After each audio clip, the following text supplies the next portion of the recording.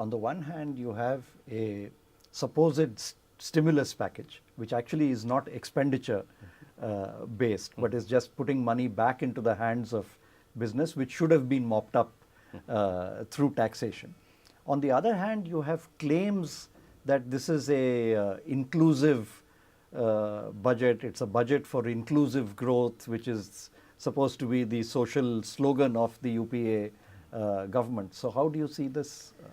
There's a lot of sort of rhetoric and also misuse of numbers. For example, the most obvious, which I find shocking, that even till today the newspapers report it without actually batting an eyelid, is his statement that he has increased the allocation for the National Rural Employment Guarantee Scheme, which of course is a very good program, by 144% relative to the previous year. Now that figure comes as a result of the comparison of the budget figure for 2008-2009 with the budget figure for 2009-10. Right. But now not actual expenditure. Exactly, and we know that the NREG is a demand-driven program. The government has no option. Once it has decided to extend it across the country, if there is a demand, they have to actually make a provision, provide the money to the states. So therefore, over a period of time, through supplementary demands for grants, compared to the budget 2008-9, expenditure increased substantially.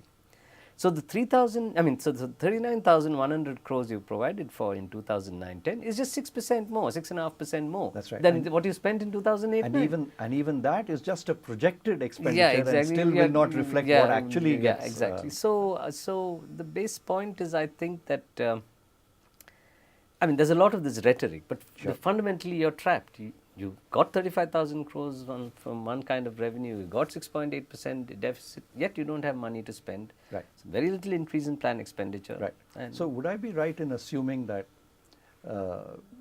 in terms of public expenditure on infrastructure, on social sector, in education and health, there really is not a significant increase in actual public expenditure that we are likely to see? Yeah, the way I would put it is the following, that it is true that total expenditure is expected, is slated to, we don't know what will happen, but is slated to go up by about 2 percentage points of GDP. But most of this is non-planned. Right. So what I think you'd end up having is a lot of increase in non-planned expenditure, a chunk of it being the salary bill and the interest bill. Right. Some increases which the government has to provide because it's announced some increases in education, particularly in higher education and so on. Some amount of investment for infrastructure which it is suggested. But these are sporadic, sort of focused expenditures. Right. But overall, in terms of a thrust towards stimulating growth through expenditures which are of a planned kind, I think it's limited unless faced with demands for the Food Security Act, for which no provision has been made, demands for the NREGS, plus demands for some capital expenditure, the government decides to go ahead with a significant degree of privatization of public assets, which it has actually indicated it might try and do. It might try and do.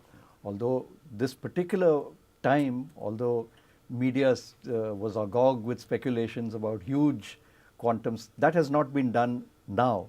But presumably the government is keeping that as a whole card up its sleeve. Yeah, they've got, it's there in the thing. But I think actually one of the biggest mistakes the government has made this time was to write the economic survey the way it did. Right.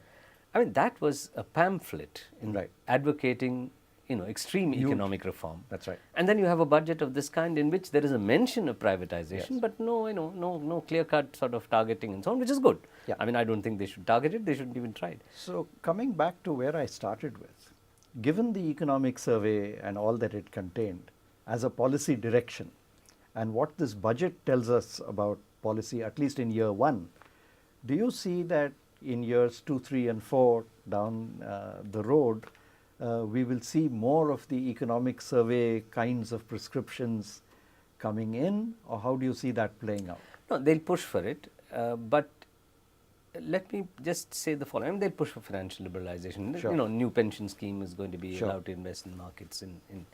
But I think the only thing we have to note is that one of the commitments made in the budget was that even if privatization occurs, it will occur sort of parallel with the private sector in terms of limiting the share of the promoter.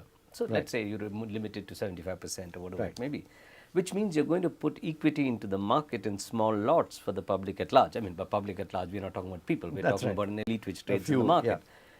And if that is done, I've got a feeling that it will have an effect on the markets, Right.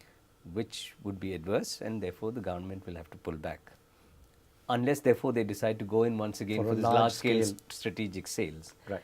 And if they're going in Which for will that, have political. yeah, and you know, we know that that kind of sale can be very controversial, can Right. bring in accusations of wrong reservation prices, cheap sale of public assets, and so on. So it's not going to be. I mean, there is, after all, even within capitalism, with the kind of neoliberal face it has, there are the compulsions of political democracy. Sure. And I think that would hold the government back a certain amount, I think. Thank you.